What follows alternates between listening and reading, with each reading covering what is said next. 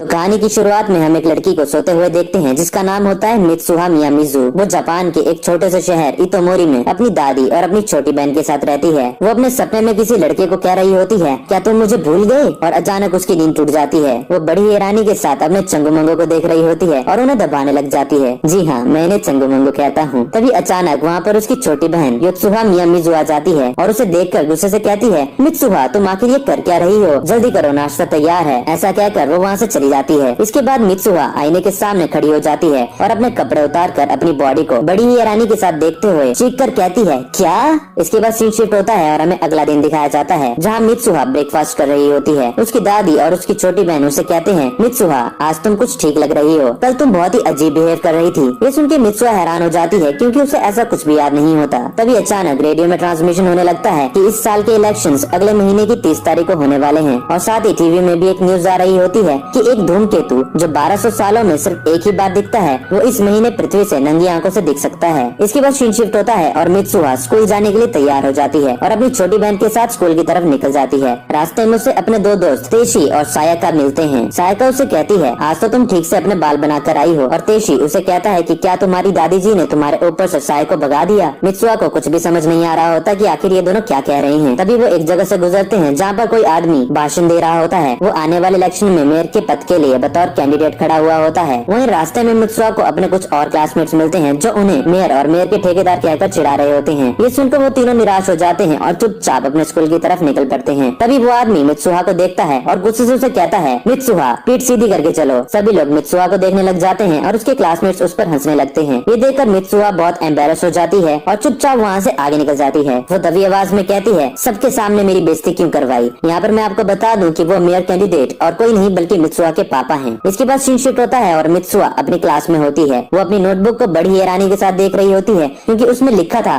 तुम कौन हो? उनकी टीचर उन्हें किसी मैजिक आवर के बारे में पढ़ा रही होती है कि शाम के समय जब ना तो दिन होता है और ना ही रात, उस समय हम वो देख सकते हैं जो हमारी दुनिया और हमारी मानव जाति के परे है। मित्सुहा अभी भी यही सोच रही होती है कि आखिर उसकी नोटबुक में ये किसने लिखा है। तभी अचानक उसकी टीचर उसे आवाज देती है। मित्सुहा डरते हुए एक झटके में अपनी सीट पर खड़ी हो जाती है। उसकी टीचर उसे कहती है, मित्सुहा तो आज तुम्हें अपना नाम याद है? ये सुनकर सभी बच्चे उस पर हंसने लग जाते हैं और मित्सुहा को समझ नहीं आ रहा होता कि उसकी टीचर उसे ऐसा क्यों कह रही है। इसके बाद सीन शिफ्ट होता है और हम देखते हैं कि सायाका मित्सुहा को कह रही होती है कि क्या तुम्हें कुछ भी याद नहीं है? कल तुम बहुत ही अजीब बिहेव कर रही थी। तुम भूल गई थी कि तुम्हारा लॉकर कहाँ है। और इतना ही नहीं, कल तो तुम अपने बालों को भी बांध कर नहीं आई थी। मित्सुहा हैरान होकर कहती है, ऐसा कैसे हो सकता है? वैसे मुझे ऐसा लग रहा है कि मैं कुछ दिनों से किसी सपने में हूँ, जैसे मैं अपने सपने में किसी और की जिंदगी जी रही हूँ। इस पर तेशी कहता है कि मैं समझ गया, तुम्हें अपने पिछले जन्म के सपने आते हैं या तुम्हारे दिमाग का हिस्सा किसी दूसरे डायमेंशन में जुड़ गया है। मित्सुहा को कुछ भी समझ नहीं आ रहा होता और इसके बाद वो सभी अपने अपने घर की तरफ निकल जाते हैं। रास्ते में मित्सुहा उन्हें कह रही होती है कि मैं इस शहर को और नहीं झेल सकती। ये शहर बहुत ही छोटा है, यहाँ पर एक कैफे तक नहीं है। मैं अपनी पढ़ाई पूरी करके टोक्यो भाग जाना चाहती हूँ। इसके बाद सीन शिफ्ट होता है और हम देखते हैं कि मित्सुहा और उसकी फैमिली किसी रस्म को करने की तैयारी में लग जाते हैं, जिस रस्म को करने की प्रथा उनके पूर्वजों के जमाने से चली आ रही है। उसकी दादी उन्हें कहती है, इन धागों से जब तुम ऐसे कढ़ाई करोगी तो तुम्हारे और इनके बीच भावनाओं का निर्माण होगा। आज से करीब 200 साल पहले चप्पल बनाने वाले मायागुरु के घर में अचानक से भयंकर आग लग गई थी जो कि पूरे शहर में फैल गई, जिसमें सारे मंदिर और पुराने दस्तावेज नष्ट हो गए। इसीलिए उस आग को कहा जाता है मायागुरु की प्रसिद्ध अग्नि, क्योंकि इस आग में सब नष्ट हो गया था। तो जिन दस्तावेजों में इस त्योहार के पीछे के मायने और रहस्य लिखे थे वो भी नष्ट हो गए। धीरे धीरे लोग इसे भूलने लग गए। हमारे परिवार का कर्तव्य यही है कि हम इस त्योहार को कम से कम प्रथा के माध्यम से ऊपर ऊपर से चलाए रखें, नहीं तो ये पूरी तरह लुप्त हो जाएगा। और देखो तो तुम्हारे बेअक्ल बाप ने क्या किया। पहले तो उन्होंने घर छोड़ा और उसके बाद मंदिर के पुजारी का पद भी, और अब राजनीति में जा बैठा है। इसके बाद मित्सुहा और उसकी बहन लोगों के बीचों बीच इस रिचुअल को परफॉर्म करने लग जाते हैं। वो दोनों पहले तो कोई ट्रेडिशनल डांस परफॉर्म करते हैं और उसके बाद अपने मुंह में पके हुए चावल को चबाने लग जाते हैं, पर उन्हें निगलने के बजाय वो उन्हें अपने मुंह से बाहर निकाल कर कलेक्ट करने लग जाते हैं। ये देखकर मित्सुहा के क्लासमेट्स कहते हैं, छी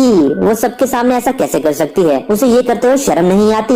मित्सुहा को भी ये सुनाई दे जाता है और वो एम्बेरस हो जाती है। इसके बाद वो दोनों इन्हें कलेक्ट करके धागे के साथ अच्छे से सील कर देती है। बाद में जाकर ये लिक्विड अल्कोहल बन जाएगा जिसे ये कुचिका में साके कहते हैं। इसके बाद सीन शिफ्ट होता है और मित्सुहा और उसकी छोटी बहन कुचिका में साके को लेकर अपने घर जा रहे होते हैं। मित्सुहा फ्रस्ट्रेट होकर चलाते हुए कहती है, मुझे इस जगह से नफरत है, अपनी जिंदगी से भी नफरत है। अगले जन्म में मुझे किसी बड़े शहर का कोई खूबसूरत लड़का बनाना। इसके बाद अगली सुबह का सीन दिखाया जाता है जहाँ हम एक लड़के को देखते हैं जो कि सो रहा होता है। वो अपनी नींद से उठता है और बड़ी हैरानी के साथ खुद को देखने लग जाता है। वो अपने प्राइवेट पार्ट को टच करता है और शॉक होकर एकदम डर जाता है। वो खुद को बड़ी हैरानी के साथ आईने में देख रहा होता है। तभी उसे किसी की आवाज आती है ताकि तुम उठ गए। वो उसके पापा होते हैं। वो उसे कहते हैं खाना बनाकर स्कूल चले जाना और फिर वो अपने काम पे चले जाते हैं। ताकि कहता है ये तो बड़ा अजीब सपना है। तभी उसे सुकासा नाम के किसी लड़के का मैसेज आता है। ताकि कहता है सुकासा, अब ये कौन है? जैसे ही वो अपने फ्लैट से बाहर निकलता है वो अपने सामने अपनी टोक्यो सिटी को देखकर एकदम हैरान हो जाता है। इसके बाद वो फोन में मैप की मदद से अपने स्कूल पहुंचता है। उसे समझ नहीं आ रहा होता कि उसकी क्लासरूम कौन सी है। तभी पीछे से उसका वही दोस्त साकुसा फूजी जिसने मैसेज किया था उसे पकड़ लेता है और कहता है आज तो तुमने आने में बड़ी देर कर दी, चलो लंच करते हैं। ताकि सुकासा और अपने एक और दोस्त शिंता ताकागी को कहता है कि मैं खो गया था इसलिए मुझे आज आने में देर हो गई। वो दोनों उसे कहते हैं भला ऐसे कैसे हो सकता है, चलो अब कैफे चलते हैं। कैफे का नाम सुनते ही ताकि तो जैसे खुशी से पागल ही हो जाता है। कैफे में मेन्यू कार्ड पर रेट्स पढ़कर वो कहता है इतने में तो मेरे घर का पूरा राशन आ जाएगा। जिस पर उसके दोस्त उसे कहते हैं तुम क्या बाबा आदम के जमाने से हो? ताकि कहता है मैं परेशान क्यों हो रहा हूँ, ये सब एक सपना ही तो है। उसके दोस्तों को कुछ समझ नहीं आ रहा होता कि आखिर क्या कह रहा है। इसके बाद ताकि बड़े ही चाव से डेजर्ट खाने लग जाता है। उसके दोस्त उसे कहते हैं ताकि तुम्हें आज काम पे नहीं जाना? ताकि कहता है हाँ लेकिन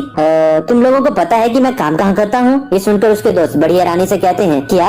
इसके बाद सीन शिफ्ट होता है और हम देखते हैं कि ताकि एक रेस्टोरेंट में एक वेटर का काम कर रहा होता है। वहाँ पर वो बहुत सी गड़बड़ करता है जिस पर वहाँ के शेफ उस पर गुस्सा करने लग जाते हैं। ताकि फ्रस्ट्रेशन में कहता है आखिर ये भयानक सपना कब खत्म होगा। इसके बाद एक कस्टमर ताकि से बहस करने लग जाता है। मामला बढ़ता देख वहाँ पर एक लड़की आ जाती है जिसका नाम मिकी ओकुदेरा होता है। वो ताकि को वहाँ से जाने को कहती है और खुद उस कस्टमर से डील करती है। इसके बाद सीन शिफ्ट होता है और सभी रेस्टोरेंट की क्लोजिंग करके सफाई कर रहे होते हैं। मिस ओकुदेरा ताकि को कहती है आज तुमने काफी गड़बड़ की, शुक्र है कि वक्त रहते सब ठीक हो गया। तभी एक लड़की ओकुदेरा को बताती है कि आपकी स्कर्ट पीछे से फटी हुई है। ओकुदेरा कहती है ये तो ब्लेड से काटा गया है, जरूरी है उस घटिया कस्टमर के ही काम होंगे। ताकि उसका हाथ पकड़ के उसे एक रूम में ले जाता है और दरवाजा बंद कर देता है। वो उसे कहता है अपनी स्कर्ट मुझे दीजिए। ये सुनते ही मिस ओकुदेरा डर जाती है और एम्बेरस हो जाती है। ताकि घबराते हुए कहता है नहीं नहीं मैं कुछ और सोचता हूँ और वो उसे कुछ पहनने को देता है और उसकी स्कर्ट के फटे पार्ट को सिल देता है। मिस ओकुदेरा उसे कहती है एक तो तुम्हें गुस्सा बहुत जल्दी आ जाता है और तुम आज बड़े अच्छे से पेश आए। तुम्हारा ये रूप मुझे पहली बार देखने को मिला, पता नहीं था तुम दिल के इतने अच्छे हो। इसके बाद सीन शिफ्ट होता है और हम ताकि को उसके घर में देखते हैं जहाँ वो अपने मोबाइल को चेक कर रहा होता है जिसे उसे अपने बारे में और भी कुछ बातें जानने को मिले। वो खुद के फोटोज को देखकर कहता है ये सब कितना अच्छा है, काश मैं भी टोक्यो में रह पाती। तो अब तो आपको ये कंफर्म हो ही गया होगा कि ये ताकि नहीं बल्कि ताकि की बॉडी के अंदर मित्सुहा है। मित्सुहा को यही लग रहा होता है कि वो बस सपना देख रही है जहाँ वो सपने के अंदर ताकि की जिंदगी जीती है। उसे ताकि के फोटोज के बीच में उस लड़की का फोटो भी मिलता है जिसे देखकर वो कहती है ओ तो ये इस लड़की को पसंद करता है। इसके बाद वो उस लड़की को ताकि बन के कुछ मैसेज करती है और तभी उसे याद आता है कि उसकी नोटबुक में जिसने तुम कौन हो लिखा था कहीं वो ताकि ही तो नहीं था। पर उसे लगता है कि ये तो सिर्फ सपना है, तो ऐसा कैसे हो सकता है। पर फिर भी वो एक मार्कर लेकर अपने हाथ में मित्सुहा लिखती है और सो जाती है। कहानी को आगे बढ़ाने से पहले मैं आपको कुछ कहना चाहता हूँ कि अगर आपने अभी तक हमारे चैनल को सब्सक्राइब नहीं किया है तो अभी वीडियो को पॉज करके सब्सक्राइब बटन दबाकर लाल से ग्रे कर दो और साथ ही बेल आइकन को दबाना मत भूलना क्योंकि हम ऐसी ही अलग अलग तरह की एनिमे एक्सप्लेनेशन वीडियोस लेके आते रहते हैं। अगली सुबह जब तागी उठता है तो वो अपने हाथ में मित्सुहा लिखा देखकर हैरान हो जाता है। वो अपने फोन में मिस ओकुदेरा को किए गए मैसेज देखकर दंग रह जाता है और कहता है कि आखिर ये चल क्या रहा है। इसके बाद उसके स्कूल का सीन दिखाया जाता है जहाँ उसके दोस्त उसे कहते हैं कि तुम्हें आज अपने रेस्टोरेंट का पता तो याद है ना। ताकि को कुछ समझ नहीं आ रहा होता कि ये क्या कह रहे हैं और वहाँ से वो अपने काम पर निकल जाता है। शिंता सुकासा को कहता है आज तो ये पहले जैसा लग रहा है। सुकासा थोड़ा शर्माते हुए कहता है कल वो ज्यादा क्यूट लग रहा था। उसके बाद सुनते ही शिंता उसे बड़ी हैरानी के साथ देखते हुए कहता है क्या। इसके बाद हम ताकि को देखते हैं जो रेस्टोरेंट में एंटर होते ही अपने सामने अपने बाकी कलीग्स को बहुत गुस्से में खड़े देखता है। वो सभी उस पर इसलिए गुस्सा होते हैं क्योंकि वो सभी भी मिस ओकुदेरा को लाइक करते हैं और ताकि को गुस्से से कहते हैं ताकि तो कल तुम मिस ओकुदेरा को उनके घर छोड़ने गए थे, तुम हमारा पत्ता काट रहे हो। ताकि को ये सुनकर विश्वास नहीं होता और उसे कुछ समझ नहीं आ रहा होता है कि भला ऐसा कैसे हो सकता है। तभी वहाँ पर मिस ओकुदेरा आ जाती है और ताकि को आंख मार कर अंदर चली जाती है। ये देखकर तो ताकि के जैसे होश ही उड़ जाते हैं और उसका मुंह तो शर्म के मारे पूरा लाल ही हो जाता है। वहीं दूसरी तरफ मित्सुहा भी अपनी नींद से उठती है और देखती है कि उसके हाथ में तो किसी ने बहुत कुछ लिख रखा होता है। तभी उसकी छोटी बहन वहाँ आती है और उसे गुस्से में कहती है क्या हुआ, तुम आज कोई उठपटांग हरकत नहीं कर रही हो, फटाफट खाना खाने आओ। और वो वहाँ से चली जाती है। मित्सुहा का ये सुनकर शर्म के मारे मुंह लाल हो जाता है और मन में सोचने लग जाती है कैसी उठपटांग हरकतें। इसके बाद जैसे ही वो अपने क्लासरूम एंटर करती है सभी उसे बड़ी हैरानी के साथ देखकर उसके बारे में बातें करने लगते हैं। वो सायका को पूछती है कि सब लोग मुझे इस तरह से घूर क्यों रहे हैं। तो सायका इस पर कहती है तुमने कल हरकतें ही कुछ ऐसी की थी। इसके बाद अगला दिन दिखाया जाता है जब मित्सुहा के शरीर के अंदर फिर से ताकि था। जब मित्सुहा यानी कि ताकि क्लासरूम में स्केचिंग कर रहा होता है, तब उसके क्लासमेट्स उसे देखकर उसके बारे में बातें करने लगते हैं। तो वो गुस्से में अपनी टांग से अपना स्केच पटक देता है और अगले दिन जब मित्सुआ को पता चलता है कि उसने पिछले कल ऐसा कुछ किया था, तब वो हैरान हो जाती है क्योंकि उसे तो कुछ भी इस बारे में याद ही नहीं होता। वो फटाफट अपने घर की तरफ भागती है और अपनी नोटबुक को देखती है जहाँ किसी ने बहुत सी बातें लिख रखी थी। वहीं दूसरी तरफ ताकि भी अपने फोन की डायरी में नोट्स देखता है और दोनों एक साथ कहते हैं, इसका मतलब ये सब कोई मामूली सपना नहीं है। उस सपने में मैं और वो तो सच में जगह बदल रही हैं। इसके बाद कुछ दिनों तक ऐसा ही चलता रहता है और वो एक दूसरे की जिंदगी में बहुत सी गड़बड़ करते हैं। अब उन्हें फाइनली समझ आ गया होता है कि वो हर दूसरे दिन जब सोकर उठते हैं तब उनके शरीर आपस में बदल चुके होते हैं। जगह बदलने के बाद उन दोनों ने क्या क्या किया ये उन्हें ना के बराबर याद रहता है, पर आसपास हुए बदलाव और लोगों के रिएक्शन से उन्हें पता लग ही जाता है कि उन्होंने क्या क्या कारनामे किए। इसलिए उन दोनों ने एक दूसरे के लिए कुछ रूल्स बनाए कि वो क्या क्या करेंगे और क्या क्या नहीं करेंगे। और साथ ही सोने से पहले उन्होंने सारा दिन जो कुछ भी किया उस सब का रिकॉर्ड एक दूसरे की डायरी में लिख कर रखना शुरू कर दिया। लेकिन इसके बावजूद भी इन दोनों ने एक दूसरे की जिंदगी की ऐसी की तैसी करने में कोई कसर नहीं छोड़ी। ऐसा ही और भी बहुत दिनों तक चलता रहा और ताकि मित्सुआ की इमेज एक बहुत ही बोल्ड लड़की की तरह बना दी, जो बहुत ही डेयरिंग थी, जो स्कूल में काफी मशहूर थी और लड़की जिसके पीछे पागल थे। और साथ ही मित्सुआ ने ताकि की इमेज एक बहुत ही स्वीट और केयरिंग लड़के की तरह बना दी और वो मिस ओकुदेरा के साथ अपनी नजदीकी बढ़ाती चले गई, जिससे अब मिस ओकुदेरा ताकि को चाहने लग गई थी। वो दोनों एक दूसरे की इन हरकतों से बेहद परेशान थे। वो बस चाहते थे कि उनकी जिंदगी जैसी है वैसी ही रहे, उसके साथ कोई छेड़छाड़ न हो। इसके कुछ दिनों बाद एक सुबह ताकि मित्सुआ के शरीर में उठता है। वो हमेशा की तरह उठते ही अपने चंगू मंगू दबाने ही वाला होता है कि तभी रुक जाता है और कहता है, मुझे ये नहीं करना चाहिए। इसके बाद उसकी छोटी बहन वहाँ आती है और जैसे ही दरवाजा खोल के अपनी बहन मित्सुआ को देखती है तो वो हमेशा की तरह अपने चंगू मंगू दबा रही होती है। ये देखकर वो कहती है, तुम ये उठपटांग हरकतें करना कब बंद करोगी? चलो अब जल्दी करो, हमें निकलना भी है। इसके बाद हम देखते हैं कि वो लोग पहाड़ों की ट्रैकिंग करते हुए कहीं जा रहे होते हैं। उन्होंने जो रिचुअल परफॉर्म करके कुचिका में साके बनाई थी, आज उन्होंने वो अपने मियामिज़ू की देवता को चढ़ानी है। मित्सुआ यानी कि ताकि दादी को अपनी बेट पर चढ़ा देता है। दादी उन दोनों को कहती है, क्या तुम्हें पता है मुसोबी क्या होता है? मुसोबी दरअसल एक जरिया है जिससे हम अपने रक्षक देवताओं से बात कर सकते हैं। जब हम कुछ खाते या पीते हैं तब ये तत्व हमारे शरीर से जा मिलते हैं, जो इंसानों और देवताओं के मिलाप का एक जरिया है। और आज जो हम भेंट चढ़ाने आए हैं वो भी एक अनोखा जरिया है हमारे और देवताओं के मिलाप का।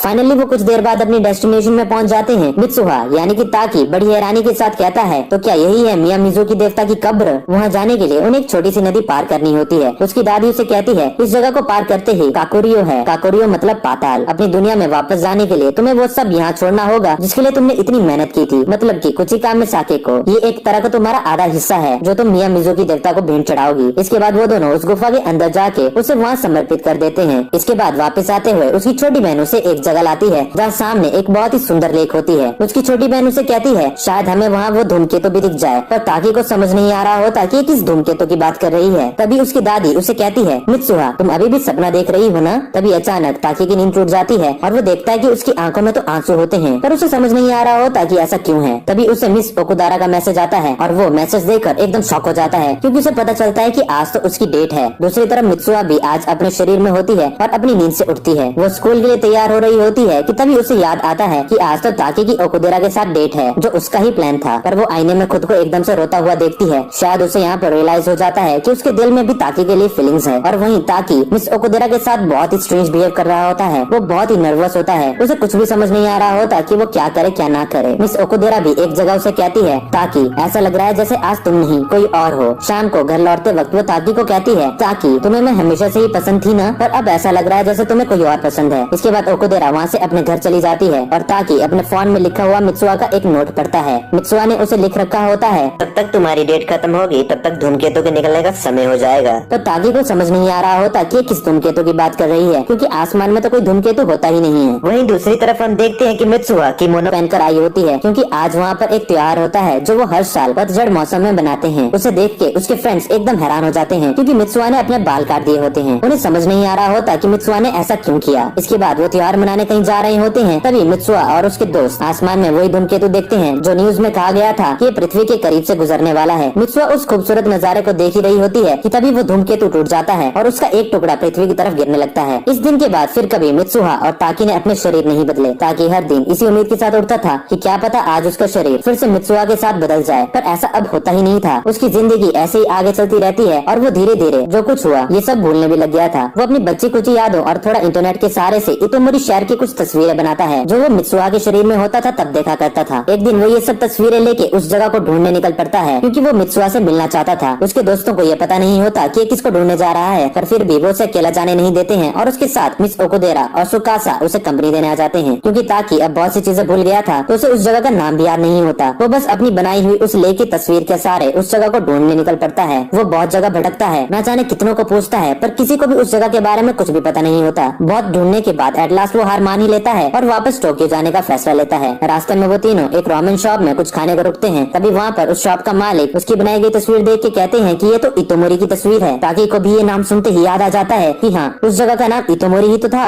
वो उन्हें कहता है कि ये इतोमोरी शहर कहाँ है, जिस पर उस शॉप के मालिक निराश होकर उसे कहने ही वाले होते हैं कि इतोमोरी शहर। तो तभी उसके दोस्तों को भी कुछ याद आ जाता है और जोर से कहते हैं कि कहीं वहीं पर तो वो धूमकेतु नहीं गिरा था। इसके बाद सीन शिफ्ट होता है और हम देखते हैं कि वो सब उस जगह पहुंच जाते हैं, ताकि अपनी आंखों से वो खौफनाक दृश्य देखता है जहाँ हर तरफ सब कुछ कब का तबाह हो चुका था। वहाँ पर तो एक बहुत बड़ी झील के सिवाय कुछ नहीं होता और साथ ही धूमकेतु की वजह से वहाँ पर एक और छोटी झील बन गई थी। उसके दोस्त कहते हैं कि इसको पक्का कोई गलतफहमी हुई होगी। ताकि कहता है नहीं, ये वही जगह है, ये पहाड़, ये स्कूल का बगीचा, ये स्कूल की बिल्डिंग सब वही तो है। जिस पर उसका दोस्त सुकासा उसे कहता है पर ऐसा कैसे हो सकता है, तुम्हें 3 साल पहले की वो घटना याद तो होगी ही जिसमें सैकड़ों लोग धूमकेतु के गिरने की वजह से मारे गए थे। ताकि ये सुनते ही एकदम दंग रह जाता है, क्योंकि वो कुछ दिन पहले ही तो मित्सुआ के शरीर में इस जगह पर था। वो घबराते हुए कहता है मर गई 3 साल पहले, ऐसा कैसे हो सकता है। वो अपने दोस्तों को अपना फोन बाहर निकाल कर मित्सुआ के द्वारा लिखे गए नोट्स दिखाने लगता है, पर वो देखता है कि वहाँ तो कुछ भी नहीं होता। उसे कुछ भी समझ नहीं आ रहा होता कि ये सब उसके साथ आखिर हुआ क्या। तो यहीं पर आ जाता है हमारी इस कहानी का दिमाग घुमा देने वाला इंटरवल, और इसी के साथ हमारी आज की वीडियो यहीं पे खत्म हो जाती है। आई होप आपको आज की वीडियो में मजा आया होगा। मैं इस कहानी का पार्ट 2 और साथ ही इसकी कुछ थ्योरीज एंड एक्सप्लेनेशन जल्दी अगली वीडियो में लेकर आऊंगा, जिसके लिंक आपको नीचे डिस्क्रिप्शन बॉक्स में जल्दी मिल जाएगी। तो अगर आपको हमारी आज की वीडियो अच्छी लगी हो तो प्लीज वीडियो को लाइक करके अपने उन दोस्तों के साथ शेयर जरूर कर देना जो कि एनीमे देखना पसंद करते हैं या एनीमे देखना शुरू करना चाहते हैं।